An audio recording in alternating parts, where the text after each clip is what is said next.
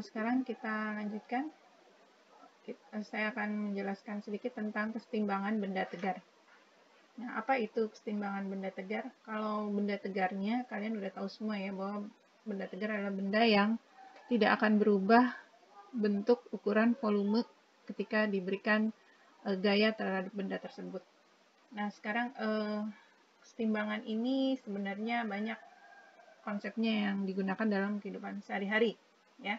Nah, di dalam fisika itu ada dua jenis gerak ya. Yang pertama yaitu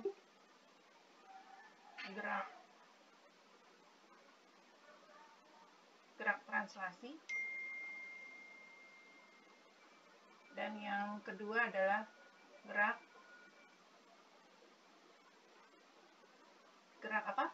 Yaitu gerak rotasi. Nah, kalau gerak translasi kamu mungkin sudah belajar ini di kelas 10 ya. Kita menggunakan sigma F sama dengan M kali A. Ini berarti persamaan hukum Newton.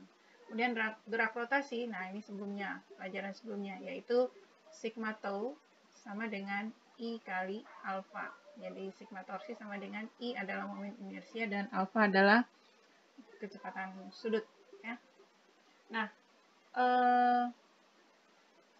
kalau dikatakan benda setimbang, kalau setimbang itu berarti bendanya dalam posisi diam. Ya. Nah, kalau benda itu diam berarti dia tidak bertranslasi maupun berrotasi.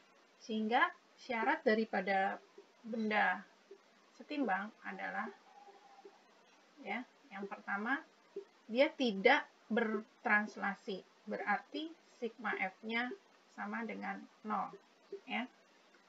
Kemudian dia juga tidak berrotasi, berarti sigma tau-nya juga sama dengan 0. Jadi kalau benda setimbang itu dua-duanya ini tidak bertranslasi, ya, dan juga tidak berrotasi.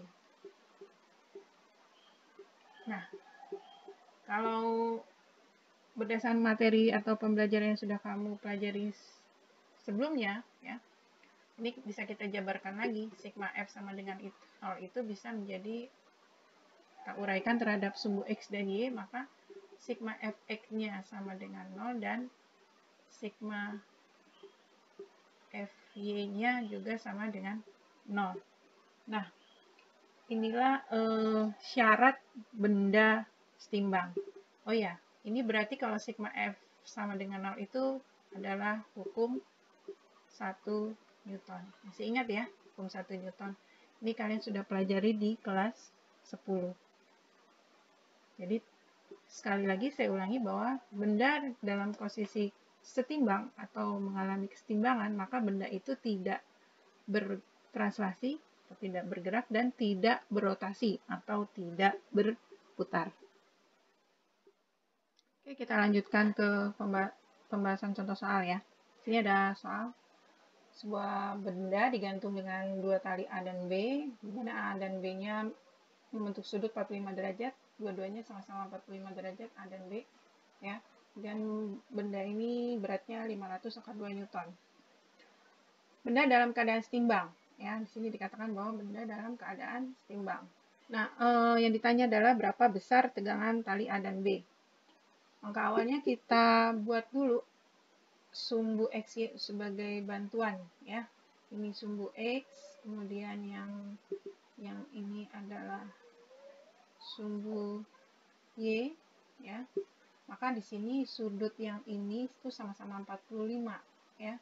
Ini juga 45, ya. Nah, sekarang kita akan uraikan ada gaya apa saja yang bekerja di sumbu X dan di sumbu Y, ya. Ini kita lihat, kalau di sumbu X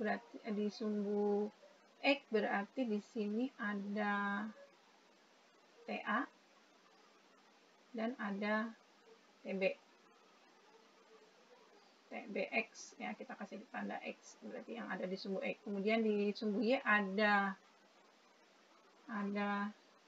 TAY dan ada di sini nanti ada TBY.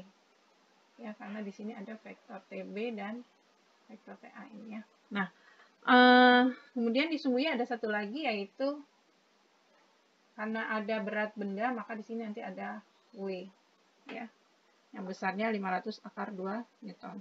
Nah, tadi syarat setimbang itu adalah pertama sigma Fx sama dengan 0 dan sigma Fy sama dengan 0. Kita mulai dengan sigma Fx sama dengan 0. Kalau sigma Fx sama dengan 0, itu artinya adalah semua gaya-gaya yang berada di sumbu E, itu jumlahnya adalah 0.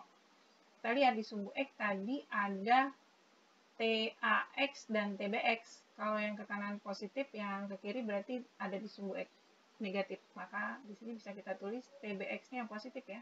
TBX min TAX sama dengan 0. Nah, TBX ini berapa besarnya? Kalau kita lihat, dia mengapit sudut 45. Berarti TB dikali cos 45 derajat. Ya. TAX juga demikian, mengapit sudut 45. Berarti TA cos 45 derajat. Sama dengan 0. Nah, ini kita pindah ruaskan, maka hasilnya nanti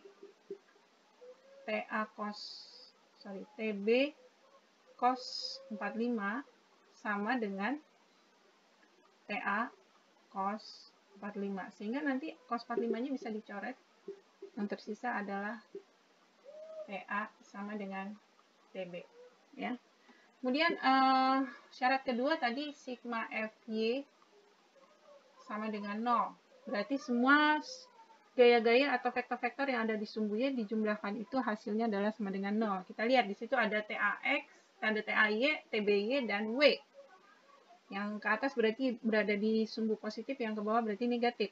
Maka di situ bisa kita hitung TAY ditambah TBY dikurang W sama dengan 0. Sehingga hasilnya adalah TAY itu dia di seberang sudut 45. Berarti kita pakai sin.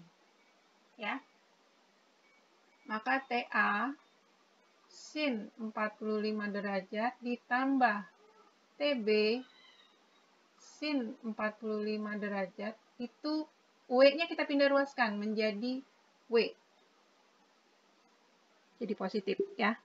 Nah, kemudian ini kalau kita sin 45 itu berapa? Sin 45 itu setengah akar 2TA ditambah setengah akar 2TB sama dengan 500 akar 2 Newton. Nah, kita lihat di sini. TA dan TB sama. Ya, di sini tadi sudah diketahui bahwa TA dan TB sama. Berarti bisa kita jumlahkan. Setengah akar 2 TA bisa kita jumlahkan dengan setengah akar 2 TB. Ya, karena TA dan TB-nya sama. Sehingga yang hasilnya adalah setengah dengan setengah ditambahkan jadi 1. Jadi tinggal adalah akar 2 TA dan TB-nya kita misalkan dalam T gitu. Sehingga akar 2T sama dengan 500 akar 2. Ya. Sehingga di sini didapat, nah ini bisa kita coret. Sehingga T-nya adalah 500 Newton. Itu jawabannya, ya. Silakan nanti dipelajari lagi.